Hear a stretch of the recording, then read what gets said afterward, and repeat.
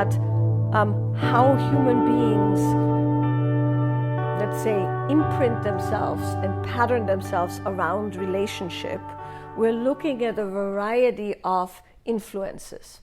And so when we look at the most important influence, of course, it's the moment you are being born and then how you're being treated. And I'm not just talking attachment. I know everybody's like very much into attachment theory these days because, you know, psychology, like any other area, has like fads. You know, we were all into the vagus nerve, then we were all into trauma. Now we're all into attachment theory, and we're probably going to move into something else eventually. But there's a variety of imprints that we look at when we look at what happens in relationship. And so one imprint we have to look at is the people who raise us, of course, are the people from whom we learn actively as well as passively. We're always learning either by being taught something, which we learn through repetition, of course, but we also are learning through resonance, meaning we pick up all kinds of things empathetically as well as any other way, so that our bodies learn from other bodies. And so there's mirror neurons, there's all kinds of things to consider that make it such that when we grow up, we are learning by imprint, by resonance, and by actual creating habit patterns. So with that said, our first really interesting aspect of, let's say, resonating and imprinting is when we individuate. Many of you will know this if you're coaches or therapists, but I'm going to put this in the context of what we're doing here. So when we individuate, it's a very interesting moment in human development where we go from essentially being the center of our universe to understanding there's us and other. This is, of course, also, you know, discussed in all kinds of spiritual theories, but for the sake of what we're working with, there comes that moment. You're born, you're, of course, one with everything, you're one with your mother, everything's happening, and then as you grow, you understand that you have a body, they have a body, there's interactions, there's things that are happening that make it such that there is not that oneness, let's put it this way. So when that happens in the individuation, one of the things that happens is there is sometimes one, but sometimes it's many, many events that make us feel like there is something not right. That's the best way to very easily describe it. Because remember, you're born, you're the center of the universe, you know, everything revolves around you, you cry, you hopefully get fed or not, but you know, that's where it starts. And then eventually there comes a moment where we are cognitive enough that something happens where we go, whoa, I'm not okay. But because we're still so centered on our own situation, we often, more often than not, make that mean that we are not okay. So people have certain behavior patterns that have to do with something having happened where through their lens at 1.5 or 2 years old, they go, I'm not okay and I must be wrong. You don't have what it takes to go, oh, you know, my mother just was super emotional and flew off the handle. And that's actually not my problem, it's her problem. You don't have that. So a lot of the early imprint happens when we start behaving in ways to cope with what we think is wrong. And our persona, often how we behave, whom we choose as partners, how we make money, is all connected with what we think is fundamentally wrong with us. And that's a really interesting thing to look at because, you know, the coping is not only bad, it's also good. So I'll give you an example. Well, let's just say this is a classic, right? Let's just say you have an alcoholic father and you are, you know, just minding your own business and there is an incident where your father is, let's say, drunk and you, I don't know, spill your tea and he flies off the handle, right? And which is rather horrible. And it obviously isn't you and the tea, it's the alcohol and the general behavior. But in that moment with 1 or 1.5, you're going, oops, I must have done something wrong. I'm wrong. And then the behavior gets such that on one end, you become hypersensitive to emotional mood swings to protect yourself up front. And then on the other end, you'll develop some coping behaviors that become your personality. So maybe somebody goes very funny and happy and helpful and always being there for daddy and doing good things and being a good boy or girl, things of that nature where you become very good. Or you, of course, flip the other way and you figure it doesn't really make any difference. So you're just going to act out and act out and act out, right?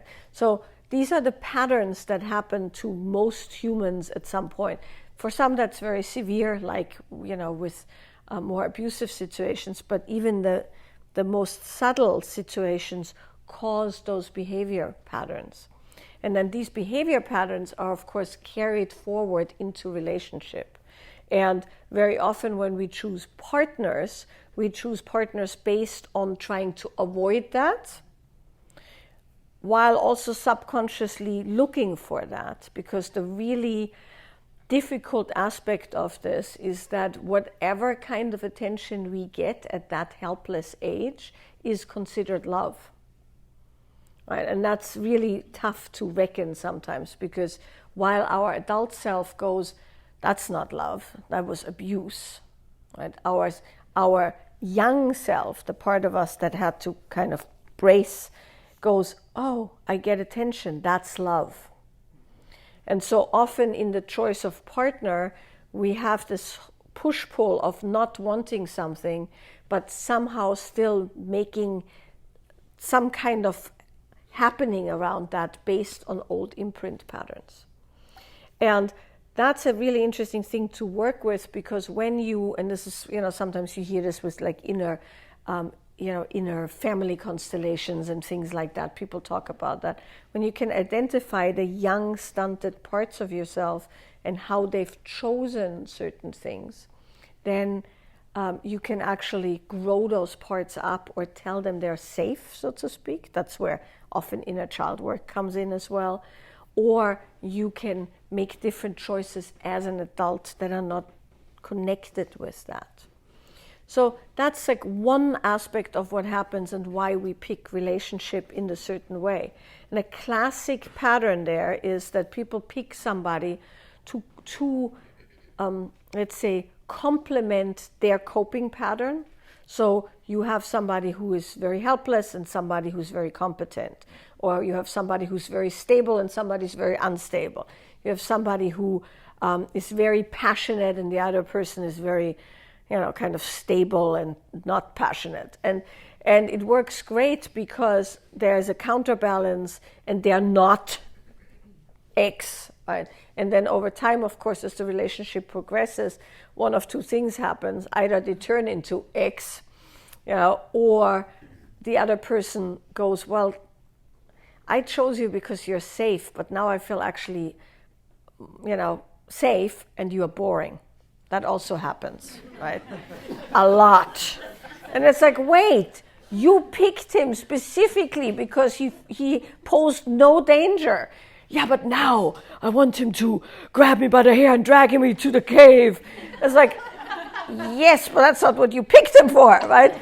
So there is a lot of that happening where relationships go really odd because things have changed. Another thing that can happen that's very common is people get together and, things are kind of unexamined simply because there wasn't enough accumulation yet for stuff to show up. This is particularly true with trauma.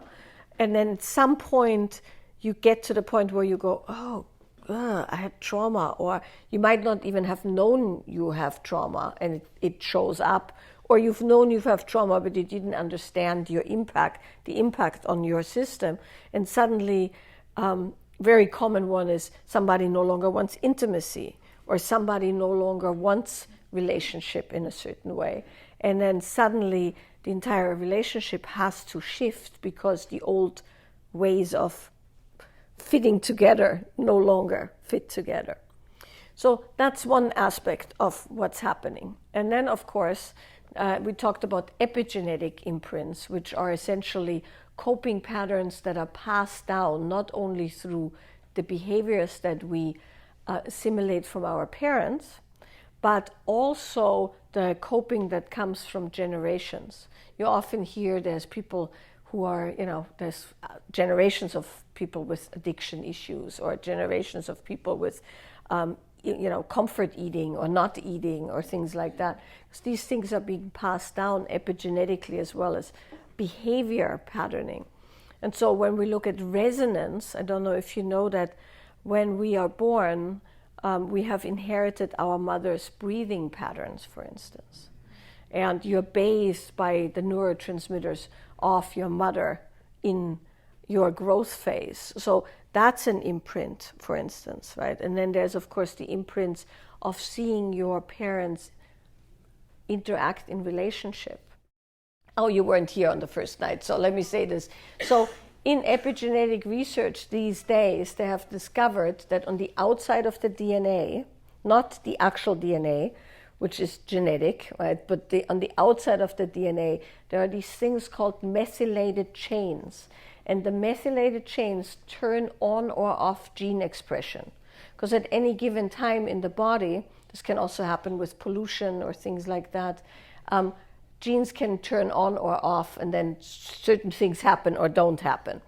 And so those methylated chains turn on and off gene expression, and these methylated chains hold the information of previous generations, not only traumas, but also experiences and coping patterns and things like that. So they have now, I think in mice, traced it down like 10 generations. So a mouse born 10 generations after the generation that had the trauma still reacts to the stimulus of the trauma, while never having experienced it. They did it with smell, I guess, where when a mouse smells something that caused great distress to the ancestor, still has a stress response, even though nowhere in that mouse ever has their NRP, and it's not a mouse-specific stress scent, so to speak. I see, I just want to finish that. So with that said, the traumatic experiences of our ancestors live in our bodies in one way or another. But they found in the research around that actually all the things that are considered shamanic practice are things that alter gene expression. So that alter the methylated chains. So all the things like the ethnobotanicals, rituals, rattles, drums, very strong rhythmic movement or nonlinear movement, or a combination thereof, prayer, smudging, all of those things actually in its proper application have the ability to alter that information. So you can actually work with trauma in these ways, as shamanic and indigenous cultures have done for millions of years, essentially. So that's an imprint, though, that we are often, you don't necessarily think that whatever your great-grandmother experienced is still affecting you, but it can. And what's interesting, of course, is that in our lifetime, most of our ancestors had 1 or 2 world wars in their system, right? And if you come from other parts of the world, you might have had more even than that. And for some, this is still an ongoing issue. So that heavily influences behavior, health, expression, and with that relationship. So we have epigenetic, we have familial, we have the resonance of how you see your parents interact, and then you have the imprint as your interaction. And then, of course, there's also things like attachment patterns. And it's endless. You can slice this every which way. And it's interesting to slice it every which way because you'll see that there's commonalities. Then there's some divergent information, but mostly there's commonalities. And when you come down to neuroscience, you can really see how certain behaviors affect certain parts of the body. So there's all of that, epigenetic, familial, your individuation imprint, so to speak, the way your parents were in relationship. Did they, because that's how we learn about relationship. We don't learn about relationship the way we learn about, I don't know, driving a car or math or, learning an instrument. Essentially, we are kept from the skills of relationship till we actually have relationship, sexual and otherwise.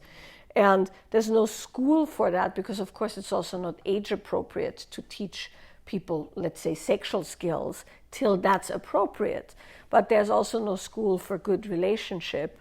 And so very often the only schooling and the only habits we have when it comes to relationship is what we've seen. And that's, of course, often not, the best modeling. For no other reason than, humans are imperfect and it's nobody's fault. It's just not so good sometimes. With all of that said, we have that whole, so to speak, ball of wax, right? Now you're getting into relationship and you meet somebody and there is that X factor, of course, of what makes you attracted to that person. But there is that, right? There is that magical, mystical, beautiful quality of that moment. But within that is also the lighting up of certain, let's say, switches that come from those imprints. And I always make this joke that, when people come to my office, they go, oh yeah, we've known from the first moment that we were meant together. We met at this party and, we met at the drinks at the bar, and I looked at him and he looked at me, and it was like we've known each other from another lifetime. And it's like, yes, that's your childhood, right? We have it's another lifetime in this life, right? Because we have these resonance where something fits into the imprint. They've done this study where they've looked at when people start kind of hitting their, let's say, familial patterns. And so this is kind of it's an interesting study because they did it on people who just get together the conventional way, and they did it with people who had arranged marriages. And so the people in the arranged marriages had the first 7 years of having to just get with the fact that they were with somebody that didn't know, but had fairly decent and if that worked, right, had fairly decent and interesting relational explorations. And then around year 7, their familial patterns hit. While people who had conventional relationships started out with the familial patterns being hit, which happens typically around 2 years in. And then by year 7 to 10, they had kind of worked it out. And so the theory around that is that the people in the arranged marriages just took that long to make their partner who didn't have the imprint display the traits of the imprint. Yeah. And you can see that because you can see that you suddenly turn into another person, so to speak, as a result of your partner seeing you or treating you in a certain way. And so you can entrain somebody into your imprint, and you can also just have found somebody who has that imprint. They've done studies on the markers of successful long-term intimacy, and the number one marker of successful long-term intimacy is generosity.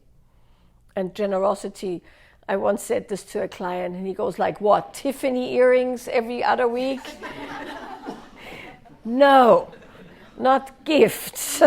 Generosity as in extending praise is one of the big ones, right? Because most people become very operational, meaning they constantly only complain or correct behavior. And so the counteraction to that, of course, is praise. And it's the kind of praise that your partner wants to hear, not the kind of praise that you want to hear. What I mean is that what happens very often amongst human in intimate relationship as well as other relationships is we tend to get very process oriented, meaning we want to correct wrong action, right? So nobody or very few people go, wow, thank you, you took the trash out, that is amazing, I feel so good, I came home to the kitchen being clean and the trash didn't smell, right? That's typically not what happens. It's like, oh, nice. Anyway, and then 3 days later, it's like, why didn't you take the trash out, right? So it's typically a lot of correction of perceived negative behavior without any of the positive reinforcement of positive behavior. If you have dogs, somebody was asking me out there how many I have at the moment. I have 8 at the moment. Yes, they're tiny though. That's my excuse. So, and they're all very decrepit. They're all. That's my excuse. Is they're all very decrepit. They're like 12, 13, one-eyed, blind, three-legged, and they're all small dogs. And I typically try to give them the last couple of years of their lives as something positive. But so when you have dogs, side note aside, you have to constantly reinforce positive behavior. It's the only way you get a dog to actually positively behave. So you don't just, scold them when they do something wrong. You have to praise them when they do something right, and it has to be immediate feedback. And so when it comes to relationship, we tend to, we don't even correct immediately, we correct in the aftermath very often, right? It's not like, the trash smells and you go, that smells horrible, right? That's not typically how it goes. It's like after the fact, I don't know why every time when I come home, So that's very unconstructive feedback. I've done this, right? So, so it's unconstructive feedback, right? So it's either in the moment negative, correction of negative behavior, or it's also praising positive behavior. So that's what I mean is that if you can get into the habit of positively reinforcing the things you like about your partner, positively reinforcing good traits, things you love about them. There's always this old joke where the woman in the couple goes, you never tell me you love me. And the guy goes, well, I told you. And she goes, when? Well, when we got married, So, and that's still supposed to last, right? Because it hasn't changed. I love you as much today as I loved you 3 days ago. Why do I have to say it again? Because of the pathways that light up the dopamine and so on, right? So positive behavior and positive praise is something that when you can reinforce as well as acknowledge goes a long way towards relationship, goes a long way towards error correction as well. Because then it's not only, no, you did this wrong, it's also. So now you were asking, can you praise somebody when they're very negative? No, not directly. You don't go, oh my God, it's so amazing how you always remind me of the trash, right? You don't necessarily do that or go, oh, I love you after you've gotten beaten up. That's reinforcing abuse. But what you could do is, if you have to be very masterful, is when somebody throws a total fit, you could praise them for something unrelated, right? You can go, God, you look so good when you're that angry, right? You're beautiful with the spit flying from your mouth. And I mean, so what I mean by that is you would have to break the state. That's what that is. It's a state break. It's not an actual compliment at that moment. It's a state break. You flip them out of whatever pattern they're in by doing something that's both funny and positive. Well, anytime you do something because you want something, that's manipulation, right? That's not to say that that's not something that we need to do on occasion, meaning if I get here and I have to, get my key from the receptionist, I essentially will be nice so I get my key, right? But that's not necessarily manipulation only. That's also just, let's say, common courtesy and how humans react with each other, right? So I would say there's a level of understanding that a give or take of certain, let's say, like I said, human decency has to be done regardless if you feel like it or not, right? Because otherwise you're outside of what's acceptable for another human. Because just because you feel bad, they shouldn't have to feel bad, right? So there's that. Then there is the generous praise as a means of conveying love. So, and what that is essentially that feeling of the upwelling of wanting somebody to be happy. So that's not manipulation, that's a gift. Now, if you go something like, I know what I'm going to do, I'm going to tell him how great he is, and then he's going to buy me a new car, that's manipulation, right? But typically we know the difference, and I'm not, I'm assuming most people have an innate sense of goodness and they want their partners to be happy and well, right? And typically we can tell we are being manipulated because it doesn't feel right.